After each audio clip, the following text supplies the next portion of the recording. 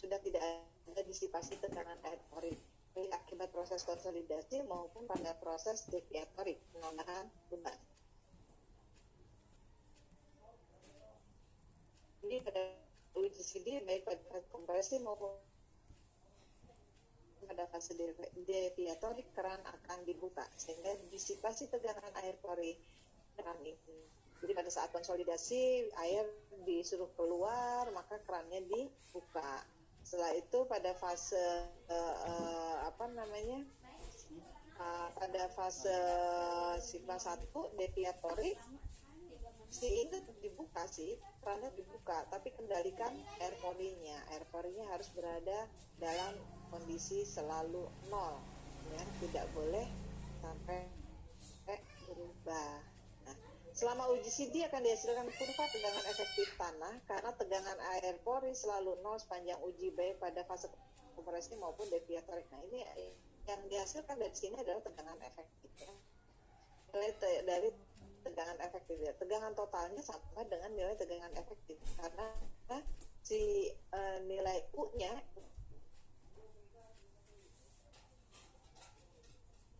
itu sama dengan 0.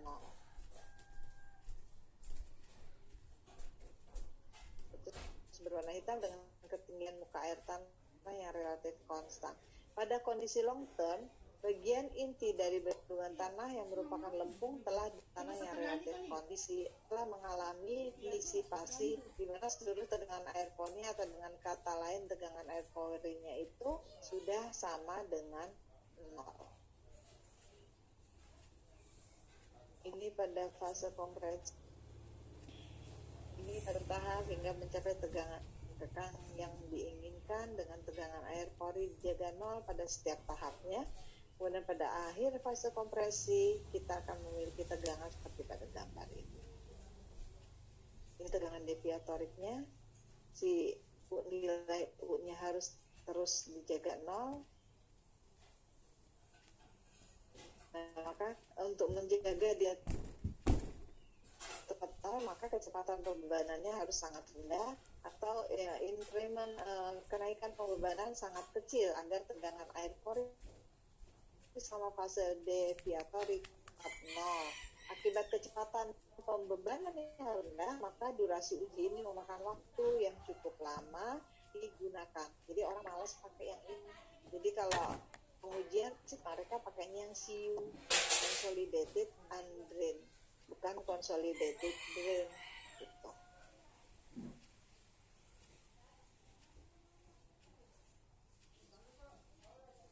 Besarnya nilai tegangan runtuh, ya, sigma F-nya itu tergantung dari materialnya, kondisinya, apakah dia over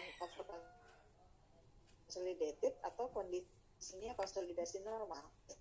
Konsolidasi adalah proses berkurangnya volubilitas rendah akibat dari pembebanan, adanya penekanan, ya.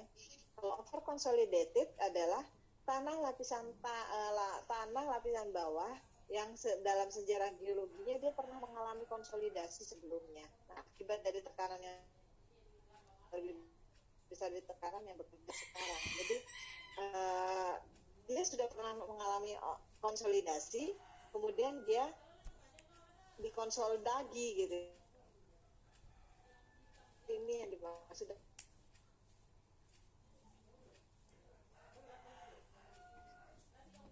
Kemudian yang dimaksud dengan normal konsolidasi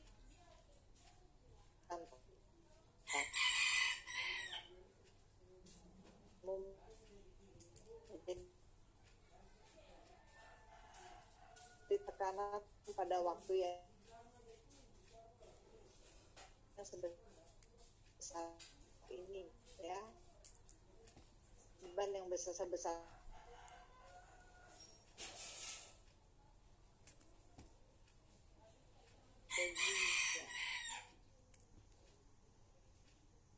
berarti kita punya nilai PC prakonsolidasi. Ini gambarnya seperti ini. Tadi sudah di depan, ya, lempung over konsolidasi itu dia mengalami ini. Kemudian pada saat perubahan volumenya tadinya menurun, kemudian dia mengalami dilasi. Ya, setelah terkompresi dia mengalami dilasi. Ini kalau lempung yang terkonsolidasi normal, tegangan deviatorik akan naik secara perlahan dan akan mencapai suatu nilai asimptotik tertentu. Benda uji hanya akan mengalami fase kompresi selama proses pemberian tegangan deviatorik dilakukan. Ini lingkaran Mohrnya.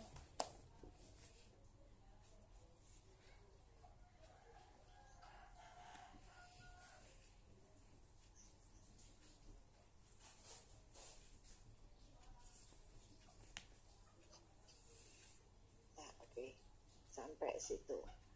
Ada yang mau ditanyakan dari uniaksial dan triaksial? Sebetulnya triaksial sudah kemarin kita bahas ya. Kalau uniaksial cepat aja, gampang saja, mudah sekali cara pengujiannya, tinggal ditekan aja secara vertikal. Ya, sampelnya ada, kemudian tinggal ditekan secara vertikal, kita naikkan terus tegangannya sampai dia mengalami runtuh. Maaf Andi. Gitu. Mau nanya Bu, Silakan. Jalan. Saya mau nanya yang di bagian UU tadi itu Bu, diagram Mohrnya.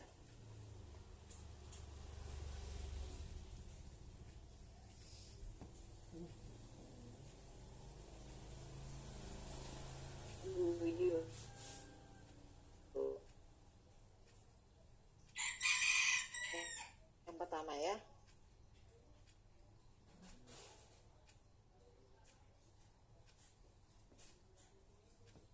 Itu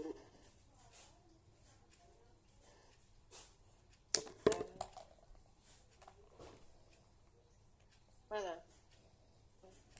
Ini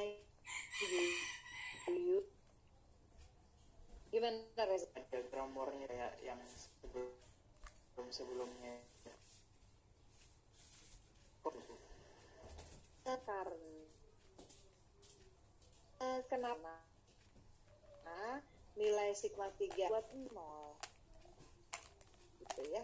Kita lihat kalimat di sini kan ada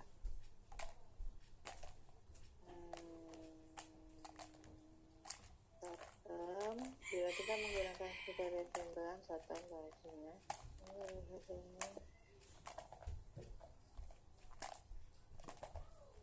nih, sampel telah tersaturasi sempurna dan tidak ada air yang keluar dari benda uji, maka benda uji tidak mengalami perubahan volume sama sekali. Berarti sampel tidak mengalami perubahan bentuk, tidak berarti sampel tidak mengalami perubahan bentuk baik pada fase kompresi maupun fase deviatorik, karena air diasumsikan incompressible.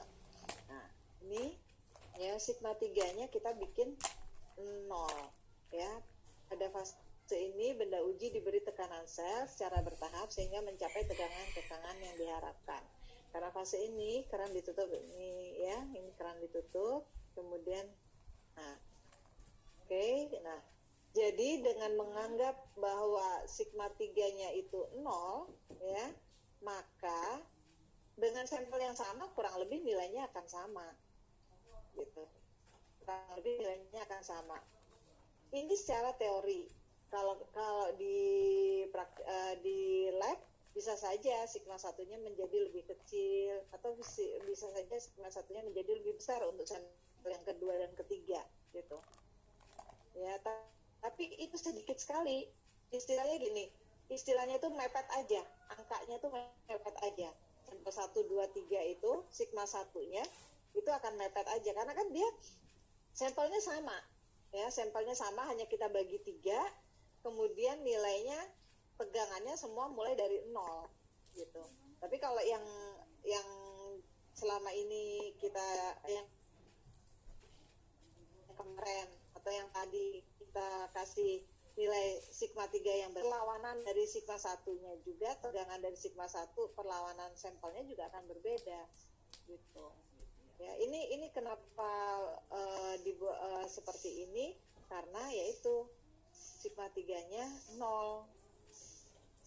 Jadi Jadi karena tidak ada tegangan awal, tegangan yang untuk konstannya itu langsung kita kasih nilai sigma 1.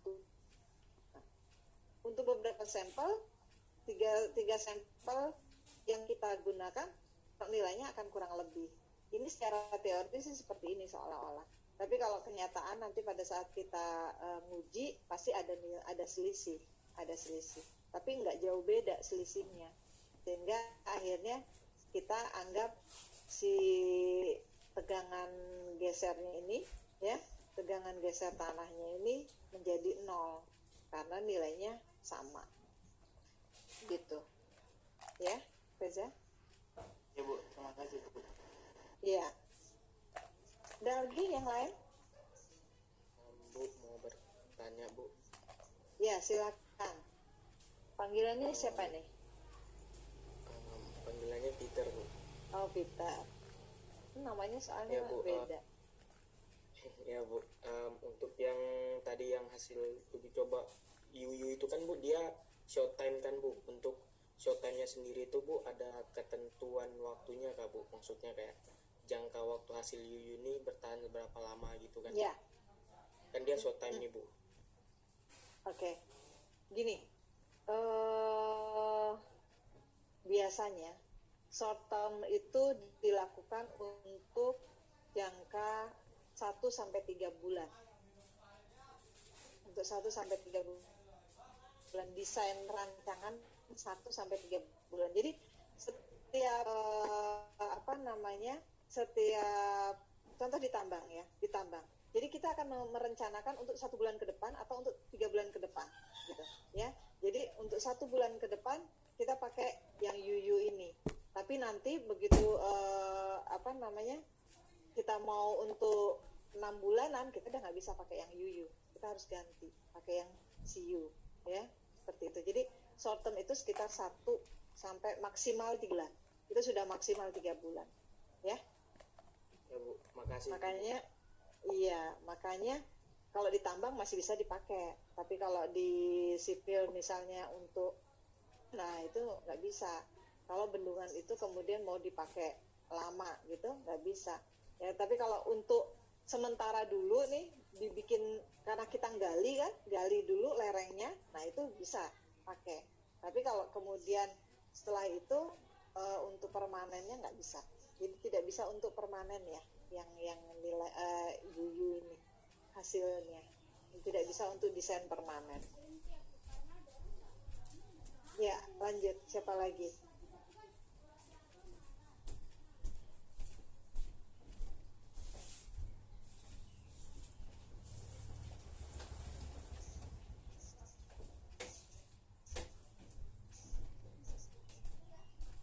Nggak ada?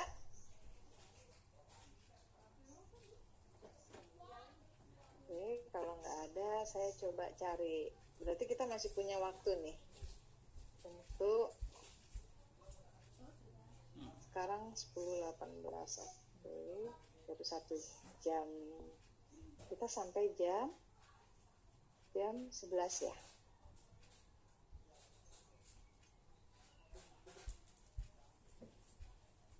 Bentar, saya cari dulu. Saya tadi belum siapkan file untuk ininya.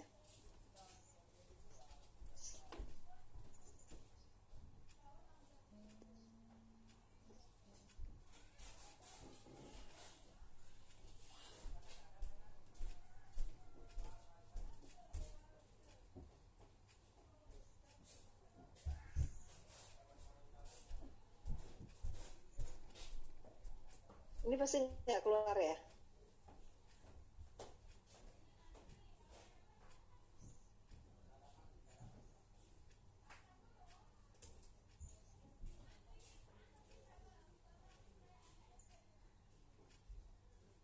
Oke, kalau nggak ada pertanyaan kita lanjut ke sini, ke kemantapan lereng. Nanti pertemuan besok kita mencoba menghitung faktor keamanan dari kemantapan lereng. Dan itu inti dari kita mempelajari mekanika tanah untuk ya, jadi di ditambah mekanika batuan tidak hanya untuk lereng sih ya, tapi nanti akan berpengaruh pada saat kita mau bikin terowongan, terus mau melakukan ledakan. Nah, terus pada saat kita mau lakukan apa ya, terowongan, ledakan, ya, untuk membongkar material, untuk membongkar batuan, ya, itu kita lebih ke mekanika batuannya. Jadi mekanika batuan lebih luas lagi dari mekanika tanah. Ya, kalau mekanika tanah ini kita hanya untuk penggalian dan keamanan lereng ini.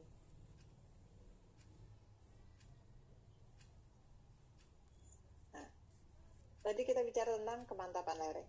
Tanah yang longsor akan bergerak pada suatu bidang yang disebut dengan bidang gelincir atau bidang geser. Gaya yang bekerja pada bidang gelincir adalah gaya penggerak atau momen penggerak.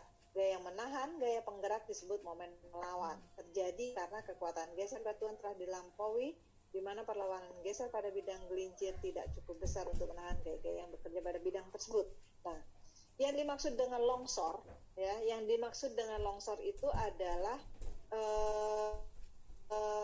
perilakunya, ya, kemampuan dari suatu lereng untuk menahan beban. Jadi longsor itu terjadi kalau si lereng itu udah keberatan. Jadi beban dari lerengnya itu sudah terlalu berlebih sehingga dia udah nggak kuat lagi nahan beban. Maka untuk dia bisa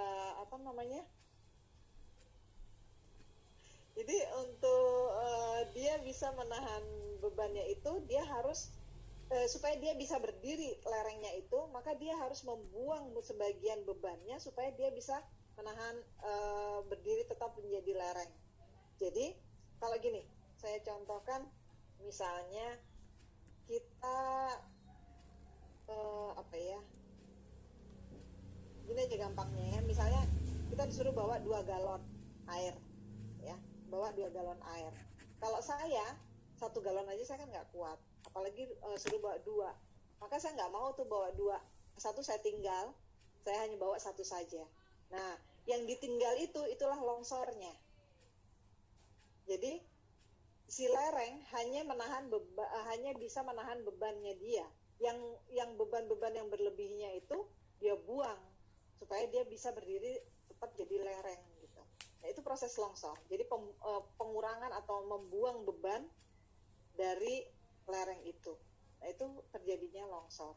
Nah, kalau misalnya dia sudah merasa kuat, maka tidak akan ada lagi longsor.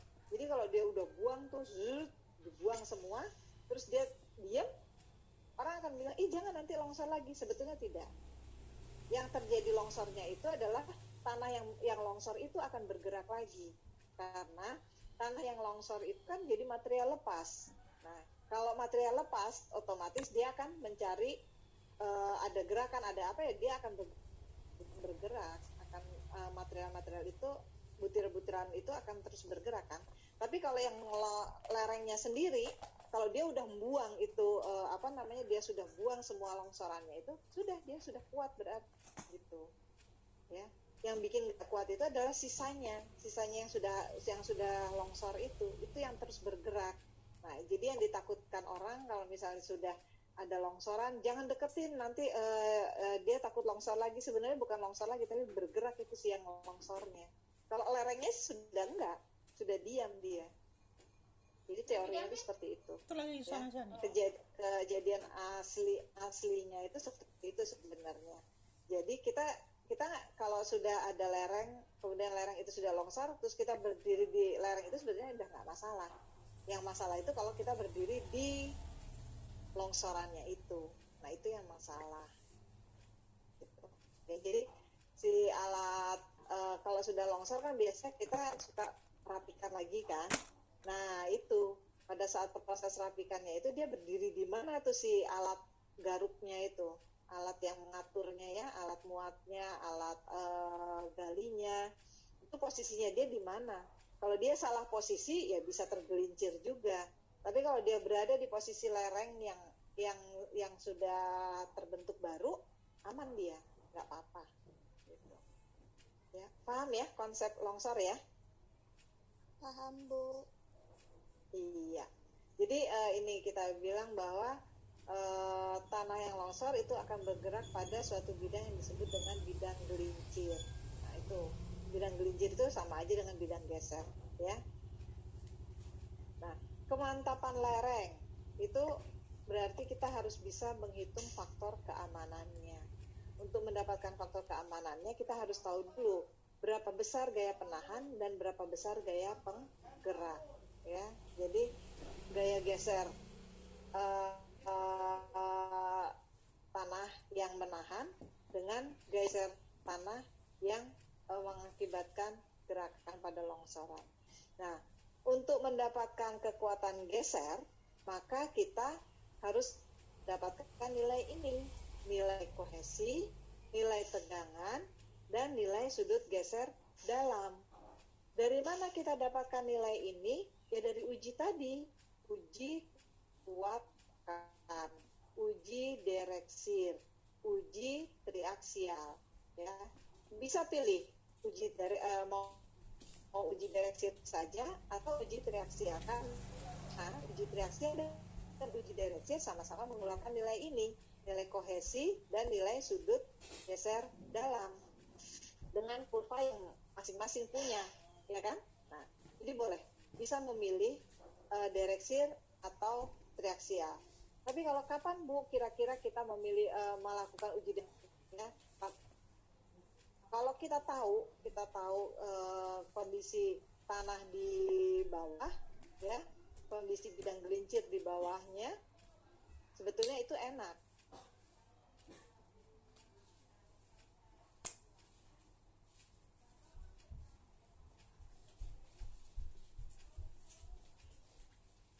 Ya, kalau kita tahu kondisi bidang gelincir di bawahnya, misalnya ini adalah kondisi riskan. Jadi kritisnya daerah yang bisa mengakibatkan gelinciran, ya, longsoran.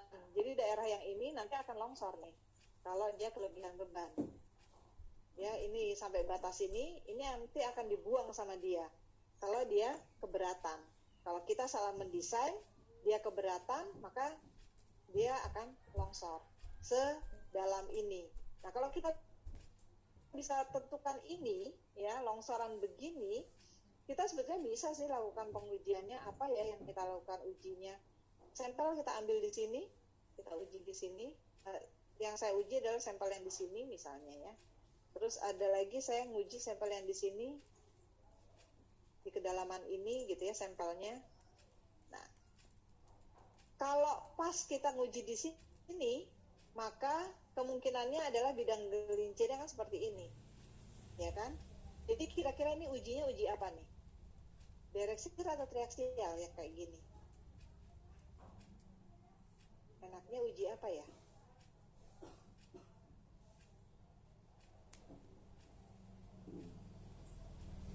Ada yang bisa jawab? Direct, Bu. Apa Reza? Dereksir, Bu. Dereksir. Ada yang lain jawabannya? Hanya dua pilihan kan? Kalau nggak dereksir berarti triaksial. Ya. Nah, sekarang kembali ke sampel ini. Kalau saya punya sampel,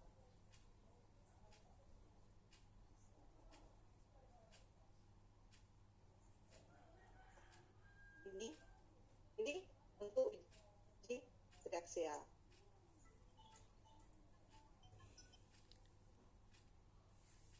Dan ini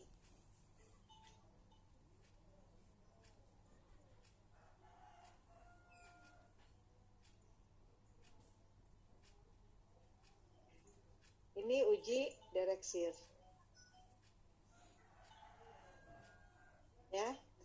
Uji triaksial itu kita tahu kan ini yang kita tentukan dulu ya. Ini sigma 3.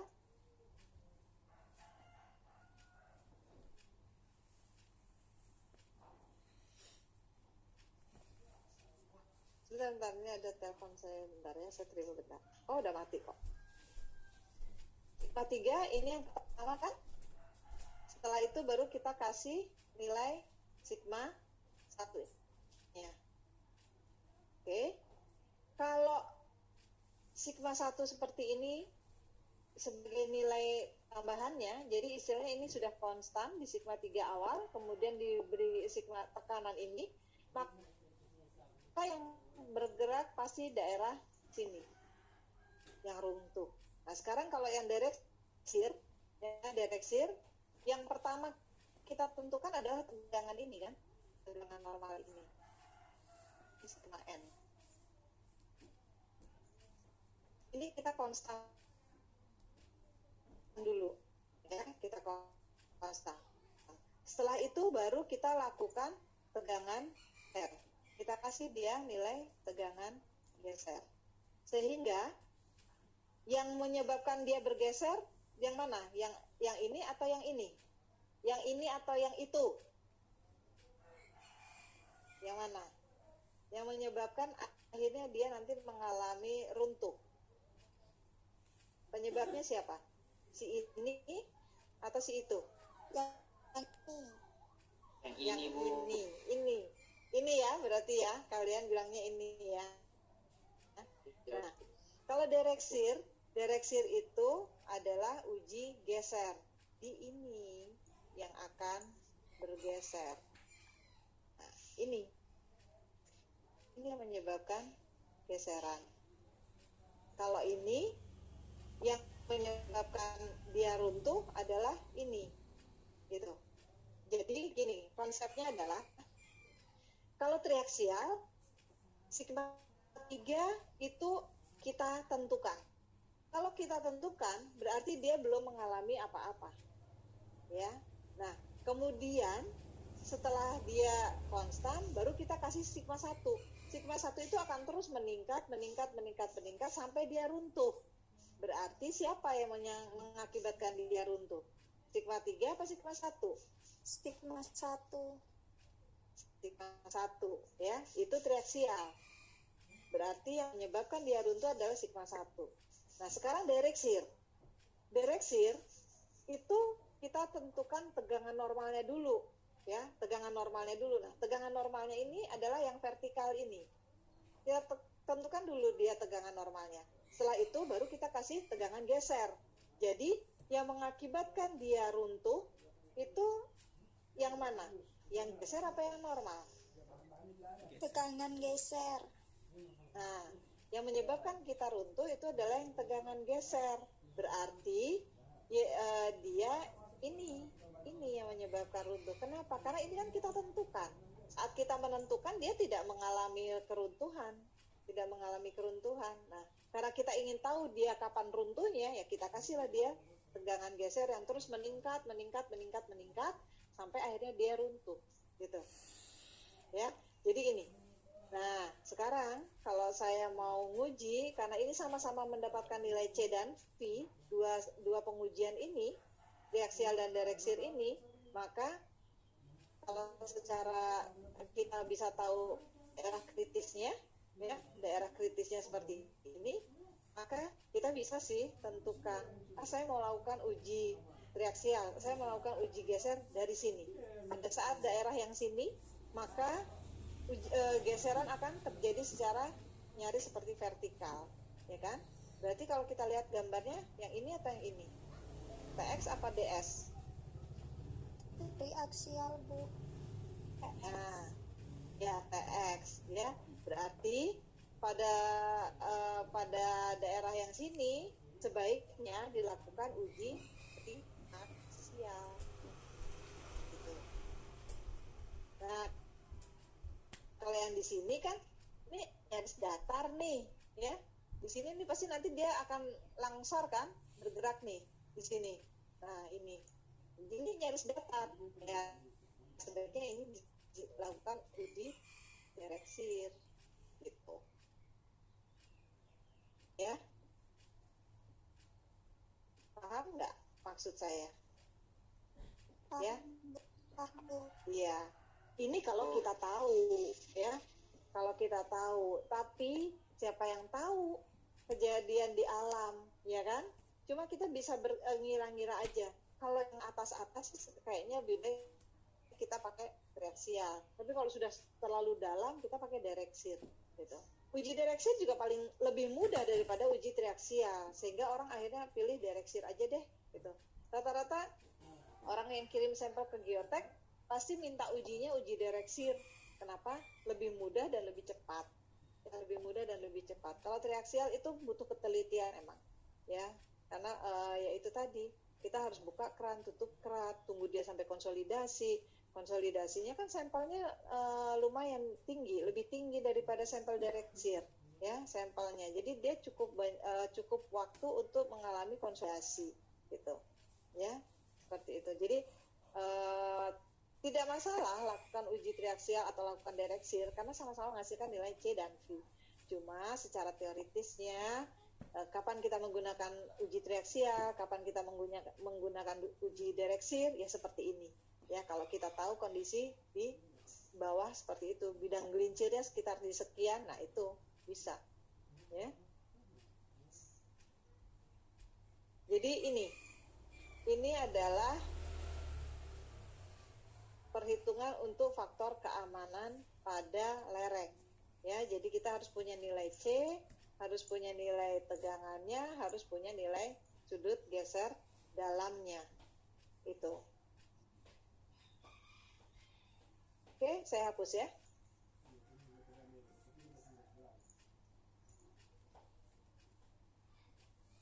Nah, kalau berdasarkan penelitian hubungan nilai faktor keamanan lereng dengan intensitas longsor ini, ya, ini Bowles kalau nggak salah ya, Bowles ya, itu ketutup soalnya saya nggak kebaca tulis siapa yang ini.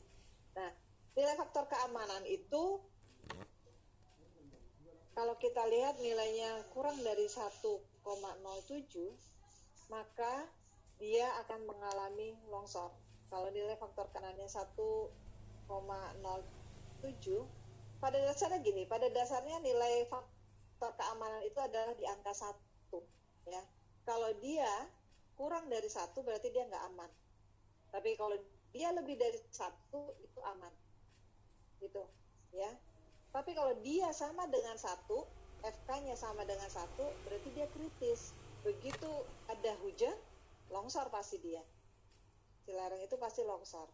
Nah, jadi untuk merasa lebih safe-nya, lebih amannya, maka bos nambahkan